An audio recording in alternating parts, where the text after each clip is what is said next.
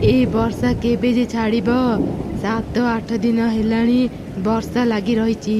वर्षारे भिजी भिजी भारी विरक्त लागिलाणी। एमिति पिशाची वर्षारे भिजी भिजी से गछ डाଳରେ बसिथिला। सेतेबेले से देखिला दूररू गोटे काऊ छता आ माछ धरी ता घर को जाउची। ए वर्षा पागरे माछ भजा खाइबाकू भारी मजा लगे। घर को शीघ्र शीघ्र गले गरम गरम माछ भजा खाइबी। आरे से चढ़ी पाखरे केते बड़ छता अछि। एमिति एक बड़ छता मो पाखरे थिले मु जमा भी भिजंतीनी। मु गोटे काम करी ये चढ़ेर छता मु नहीं आसे। एमिति चिंता करी से पिशाची शीघ्र जाई काऊर छता को नहीं आसिला। काऊ पिशाची को देखि पारिलानी। ए कौन हठात मो छता कुआड़े गला? पवन भी बहुनी ताहले मो छता किए नहीं गला? ए आख पाखरे भूत नहीं तो बंचाओ बंचाओ। काऊ भୟରେ ता घर को दौड़िला। से तार माछ को सेठी छाड़ी देथिला। हा हा हा ए चढ़ेईटा केते डरुआ। से ता माछ को भी एठी छाड़ी देई गला। एमिति रे भी मते भोक लागुतिला। मते आउ खाइबा खोजिबाकू पड़िबनी। एबे मु ए माछ को खाइबी।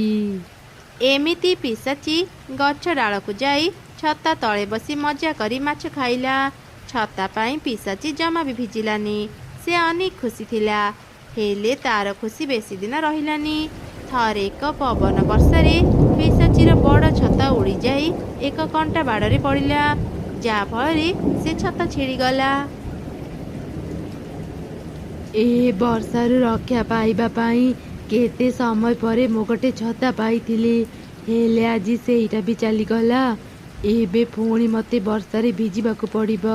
ना ना मु आउ वर्षारे भिजी पारिबिनी। मो गोटे काम करे ए जंगलर सबु चढ़ेका छता मु नहीं आसे। सेमिति हेले मते आउ छता खोजिबाकू पड़िबनी। आउ ए वर्षा पानीरू भी रक्षा मिलिब। तापरे पिशाची राति हेबा परे जंगल भितर को गला। आ चढ़े मानक घरू छता चोरी करी नहीं आसिला।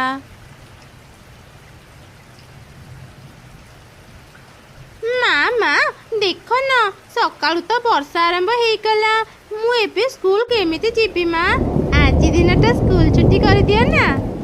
ना ना तू घरे रहनी। घरे रहिले तू जमा भी पाठ पढ़िबुनी। काली तो बापा तो पाई गोटे नुआ छता आनिचंती। तू आज से छता नहीं स्कूल को जा। रह मु एबे छता आनी देउची।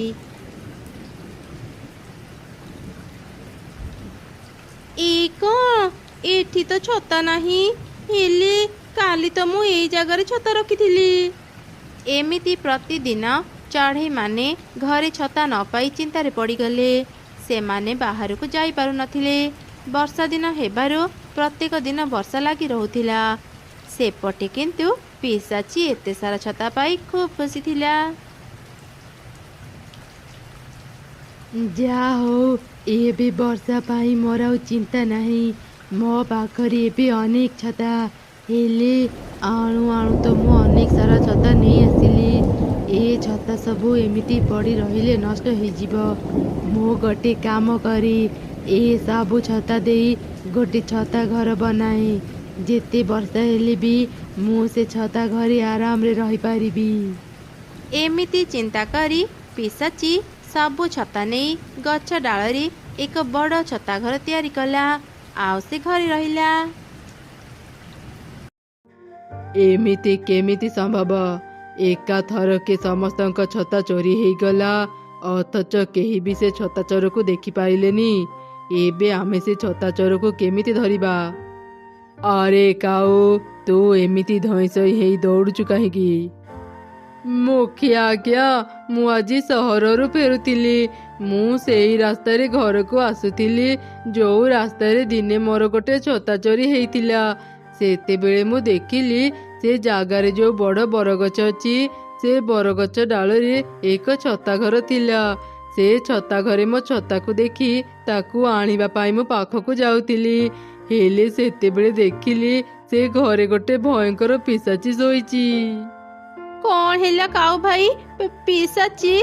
ता माने ଆମ ସମସ୍ତଙ୍କ ଛତା ସେ ପିଶାଚି ଚୋରି କରିଥିଲା। ଏବେ ଆମେ କ'ଣ କରିବା? ପିଶାଚି ପାଖରୁ ଆମ ଛତା କେମିତି ଆଣିବା? ତମେ ସମସ୍ତେ ଭୟ କରନି। ପାଖ ଜଙ୍ଗଲରେ ଜଣେ ତାନ୍ତ୍ରିକ ମା ରୁହନ୍ତି।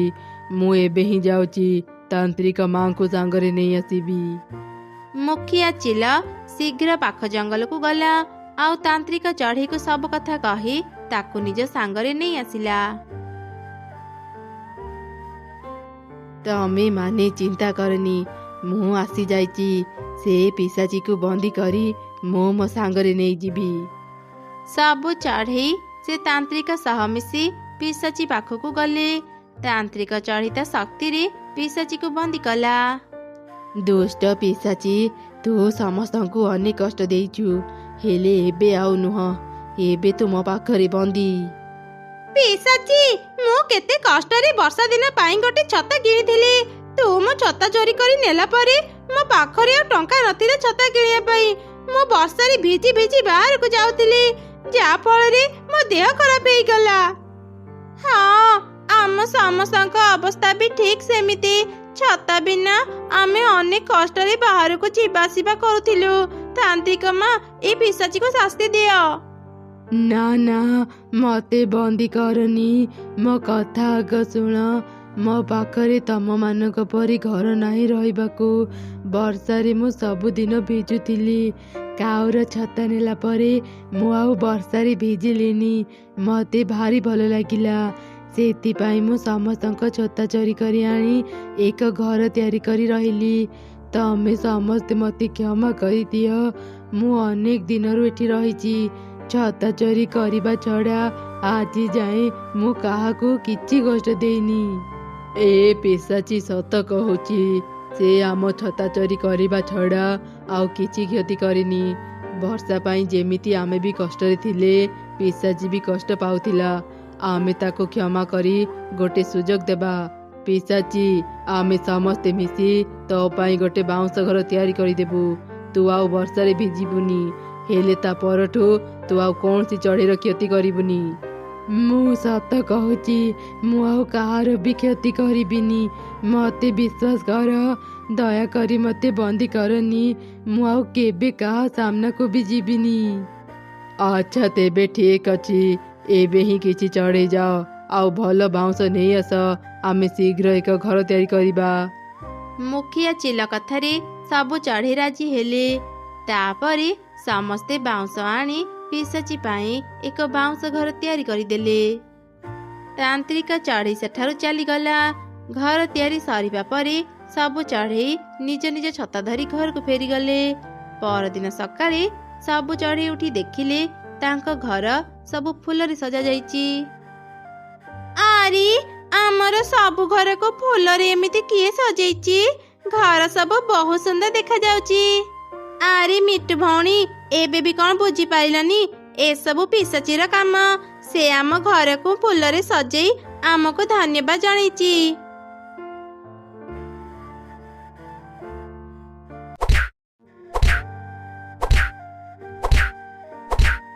କୁନି, ମୁଁ ଆଉ ଖେଳିବିନି। ଆଜି ଶୀଘ୍ର ଘରକୁ ଯିବି। ଆମ ଗଛରେ ନା ଅନେକ ପିଜୁଳି ଫଳିଛି। ଚାଲ କୁନି ମୋ ସାଙ୍ଗରେ, ତୁ ବି ପିଜୁଳି ଖାଇପାରିବୁ। ସତରେ ମିକି, ତମ ଗଛରେ ପିଜୁଳି ଫଳିଛି? ମୁଁ ଆଜି ଯାଏଁ କେବେ ବି ପିଜୁଳି ଖାଇନି। ଚାଲ ମିକି, ଆଜି ମୁଁ ତୋ ସାଙ୍ଗରେ ପିଜୁଳି ଖାଇବାକୁ ଯିବି। ତାପରେ କୁନି ମିକି ସାଙ୍ଗରେ ତା ଘରକୁ ଗଲା। ସେତେବେଳେ ମିକିର ବାପା ମା ପିଜୁଳି ପାଳୁଥିଲେ। ଆଣ୍ଟି, ମତେ ଗୋଟେ ପିଜୁଳି ଦିଅନ୍ତୁ ନା। ତୁମ ଗଛରେ ତ ଅନେକ ପିଜୁଳି ଫଳିଛି। ଗୋଟେ ପିଜୁଳିର ଦାମ କେତେ ଜାଣିଛୁ? ଚାଲି ଆସିଲା ମାଗଣାରେ ପିଜୁଳି ଖାଇବାକୁ। ପିଜୁଳି ଖାଇବାକୁ ଯଦି ତୋର ଏତେ ଇଚ୍ଛା, ଯା ନିଜ ବାପା ମାକୁ କହିବୁ ତୋ ପାଇଁ ପିଜୁଳି କିଣିଦେବେ। ମା, କୁନିକୁ ଏମିତି କାହିଁକି କହୁଛ? ଆମ ଗଛରେ ତ ଅନେକ ପିଜୁଳି ଫଳିଛି। ତାକୁ ଗୋଟେ ପିଜୁଳି ଖାଇବାକୁ ଦିଅ। ସେ ଆଜି ଯାଏଁ କେବେ ବି ପିଜୁଳି ଖାଏନି। ମୁଁ ତ ପ୍ରତ୍ୟେକ ଦିନ ପିଜୁଳି ଖାଏ। ଆଜି ମୁଁ ପିଜୁଳି ଖାଇବିନି। ମୋ ଭାଗ ପିଜୁଳି କୁନିକୁ ଦେଇଦିଅ। ମିକି, ମୁଁ ତତେ ମନା କରିଥିଲି ନା, ଏମିତି ଗରିବ ଚଢ଼େଇଙ୍କ ସହ ଖେଳିବୁନି। କୁନି ପାଇଁ ଭାରି ଦରଦ ଉଛୁଳି ପଡୁଛି ନାଇଁ? ଆଉ ଦିନେ ବି ତୁ ଏ କୁନି ସାଙ୍ଗରେ ସାଙ୍ଗ ହେବୁନି।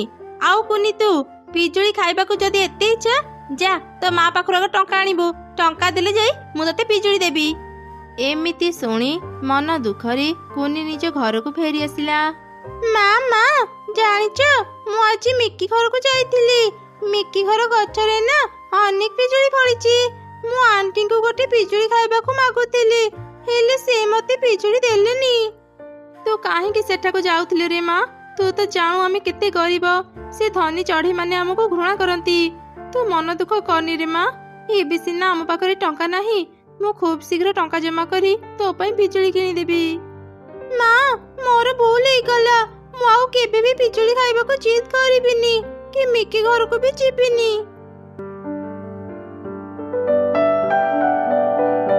ଆରେ କୁନି, ତୁ ଆଉ ଖେଳିବାକୁ କାହିଁକି ଆସୁନୁ? ମୋ ମା ପାଇଁ ମୋ ଉପରେ ରାଗିଛୁ କି?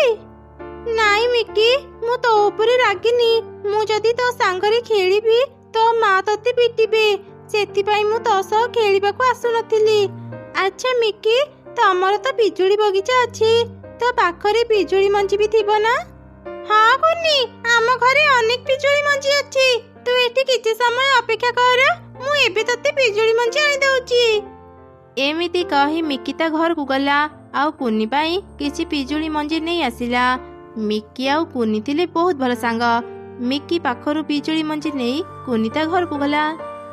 ମା ମା ଦେଖ, ମୋ ସାଙ୍ଗ ମିକି ମତେ ଅନେକ ପିଜୁଳି ମଞ୍ଜି ଦେଇଛି। ଏବେ ମୁଁ ଏ ପିଜୁଳି ମଞ୍ଜି ଲଗେଇ ତାର ଯତ୍ନ ନେବି।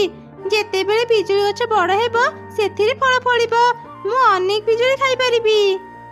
ଆଚ୍ଛା ଠିକ ଅଛି ରେ ମା, ଏ ସବୁ ପିଜୁଳି ମଞ୍ଜି ତୁ ଆମ ଘର ଚାରି ପାଖରେ ଲଗେଇ ଦେ। ଚାରା ଗଛ ବାହାରିଲା ପରେ ତୁ ତାର ଯତ୍ନ ନେବୁ। ଦେଖିବୁ କିଛି ଦିନ ପରେ ତୋ ଗଛ ବଡ଼ ହେଇ ସେଥିରେ ପିଜୁଳି ଫଳିବ। ତାପରେ କୁନି ତା ଘର ଚାରି ପାଖରେ ପିଜୁଳି ମଞ୍ଜି ଲଗେଇଦେଲା। କିଛି ଦିନ ପରେ 2ଟି ଗଛ ବାହାରିଲା। କୁନି ତା ଗଛ ମୂଳରେ ପାଣି ଦେଇ ତାଙ୍କର ଯତ୍ନ ନେଉଥିଲା। ଏମିତି ବେଶ କିଛି ଦିନ ବିତିଗଲା। 2 ଗଛ ବଡ଼ ହେଇ ସେଥିରେ ଅନେକ ପିଜୁଳି ଫଳିଲା।